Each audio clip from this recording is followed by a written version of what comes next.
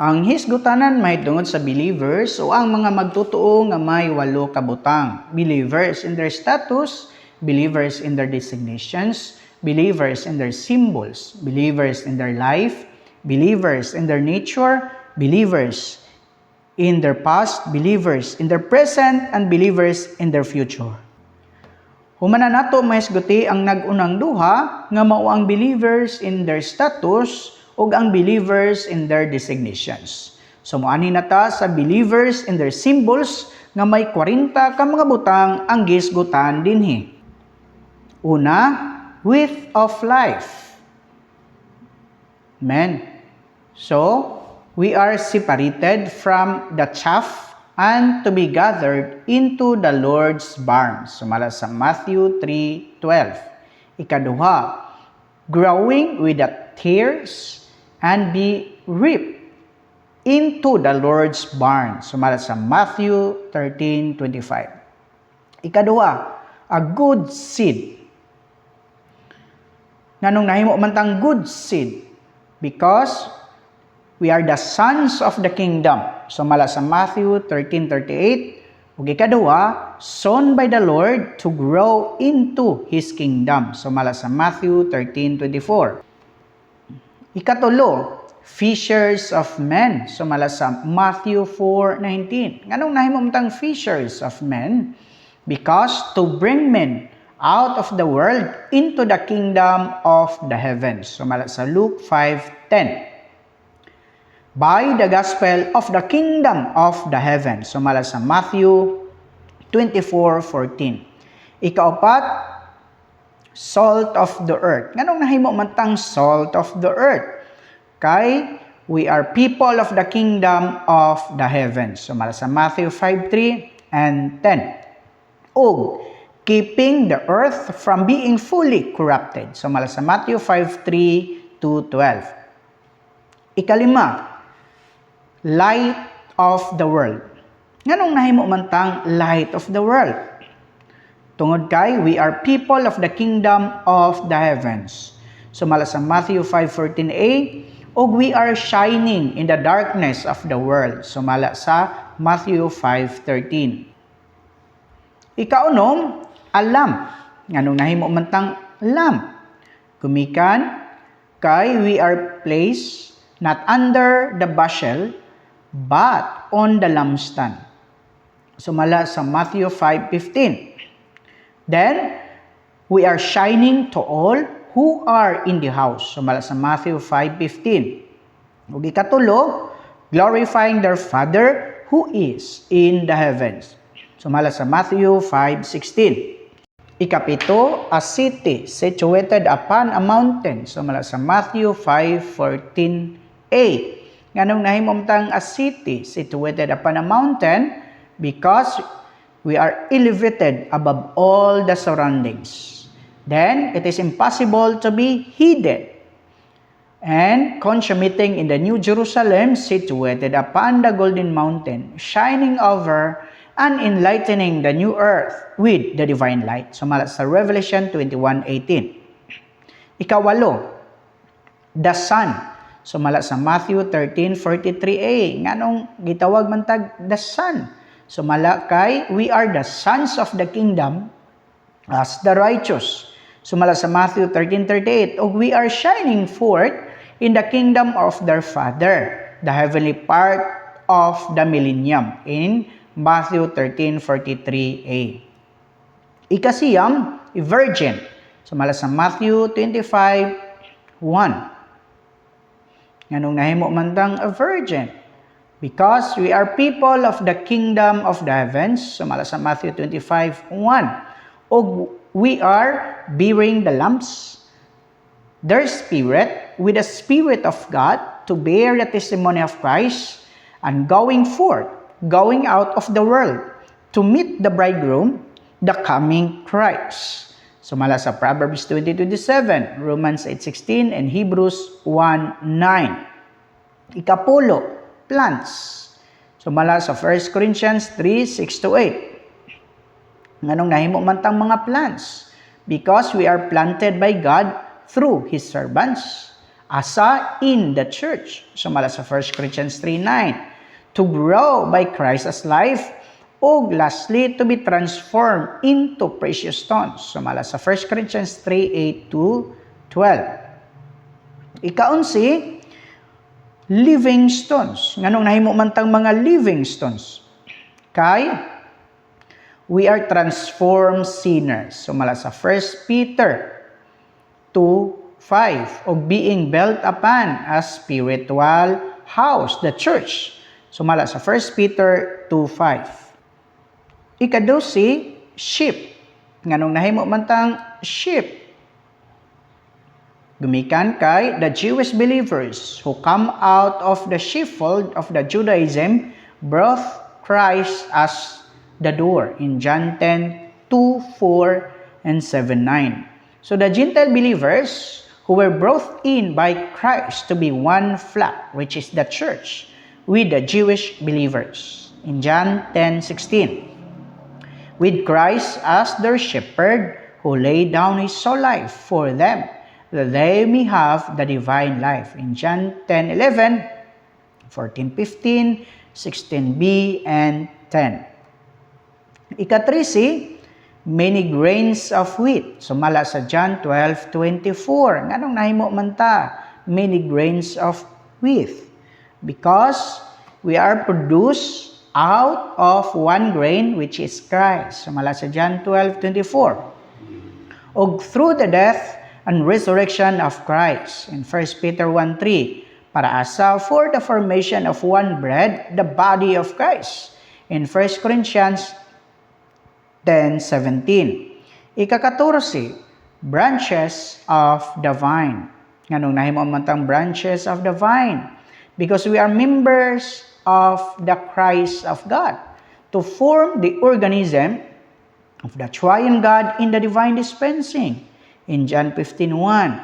Then we are abiding in the vine, the Christ of God in John 15:4-5. Then, ang result, bearing much fruit to glorify the Father for His expression. John 15:8. Ika-15, vessels of mercy unto honor and glory. Sumala sa Romans 9:21. Anong nahimo man tang vessels of mercy unto honor and glory? Because we are chosen by God according to His sovereign mercy. Sumala sa Romans 9:11-16. Then we are created by God.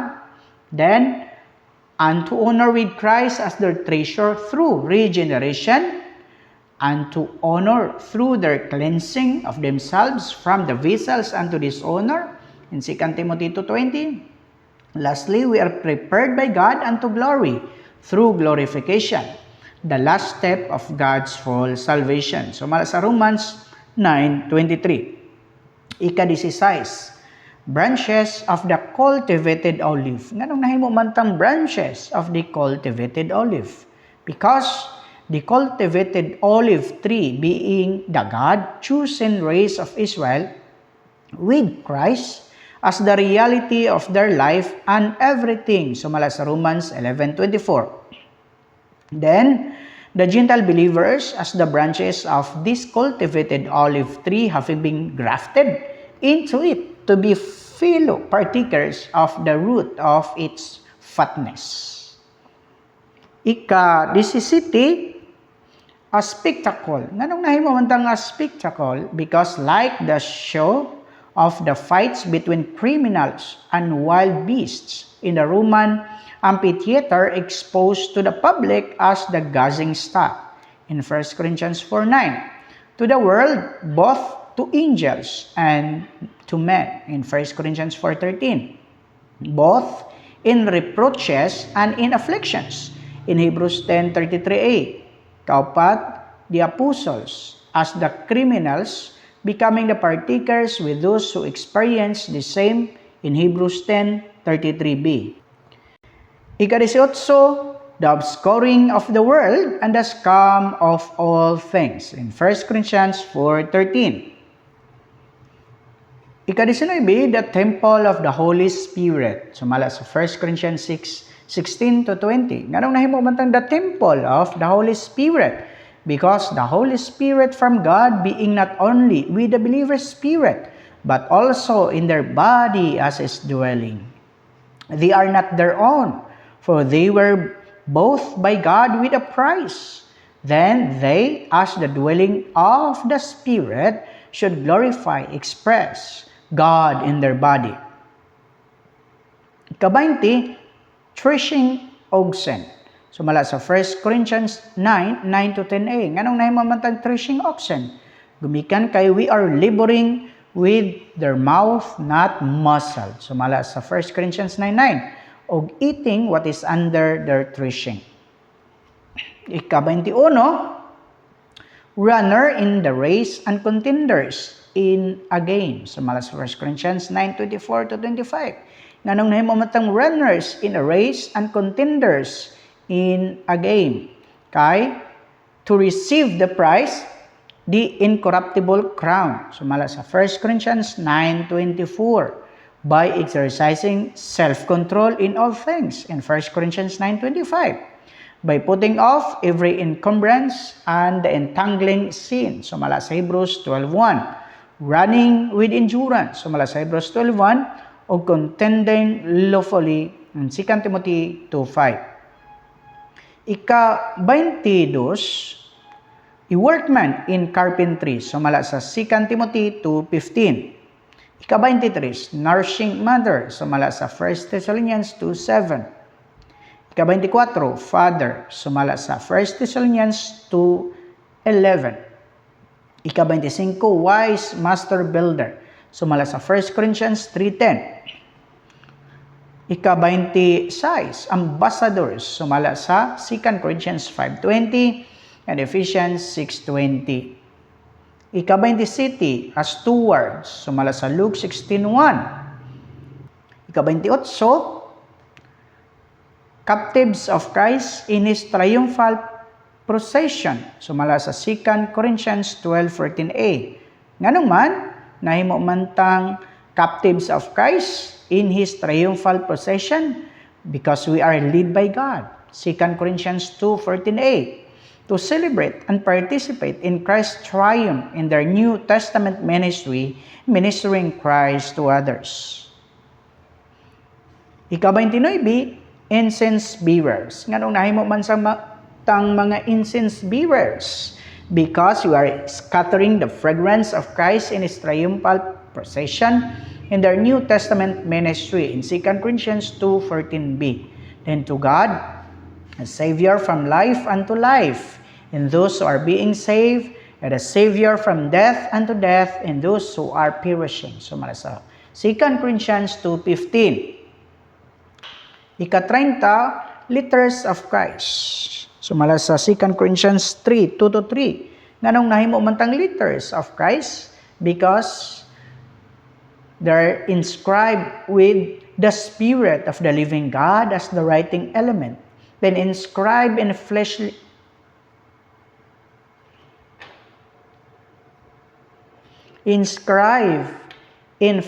tablets of the heart. Then conveying Christ as their contents in 2 Corinthians 3:3, read by all men. Ang ika-31, mirrors. Sumala sa 2 Corinthians 3:18, nganong nahimo man tang mga mirrors because we are beholding and reflecting with unveiled face the glory of the Lord. Then, being transformed into the image of the Lord from glory to glory, even as from the Lord's Spirit.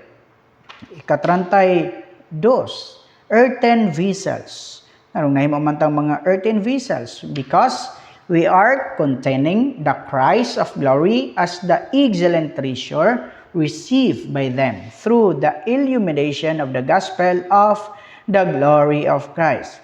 Sumala sa 2 Corinthians 4:7. Then, with the excellence of the power of God. Ika-33, pillars. Nganong nahimo man tang mga pillars? Because the prominent ones among them in the church today. Galatians 2:9 and Revelation 3:12. The overcomers among them in the temple of God in the coming age and eternity in Revelation 3:12. Ika-34, luminaries in the world. Sumala sa Philippians 2:15. Nganong nahimo untang luminaries in the world? Because we are children of God, blameless and guileless, without blemish in the midst of the crooked and perverted generation. Then we are shining among the sinful generation by reflecting the light of the sun nga mao si Christ. Sumala sa Malakay 4:2 ug Luke 1:78. Ika-35, good soldiers of Christ. Nganong nahimo man tang good soldiers of Christ? Because we are sharing the suffering of evil. Sumala sa 2 Timothy 2:3, not entangling themselves with the affairs of life that may please the one who enlisted them. Sumala sa 2 Timothy 2:4, o carrying on a war not at their own expense. Sumala sa 1 Corinthians 9:7-8. Ika-36, laboring husbandmen. Anong nahimo man tang laboring husbandmen? Because the first to partake of the fruits in 2 Timothy 2:6 by awaiting the precious fruit through long suffering. Sumala sa James 5:7 and 1 Corinthians 9:10b. 37, stars.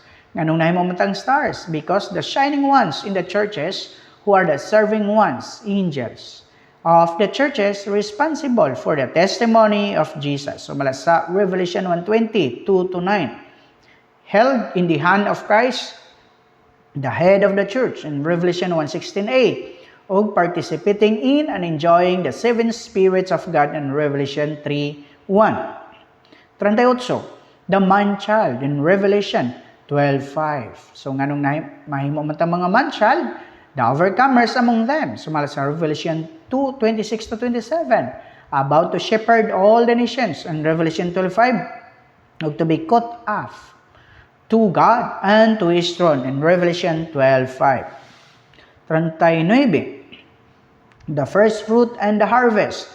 Nganong the first fruit and the harvest man ang mga magtuto. Because the first fruit in Revelation 14:4b.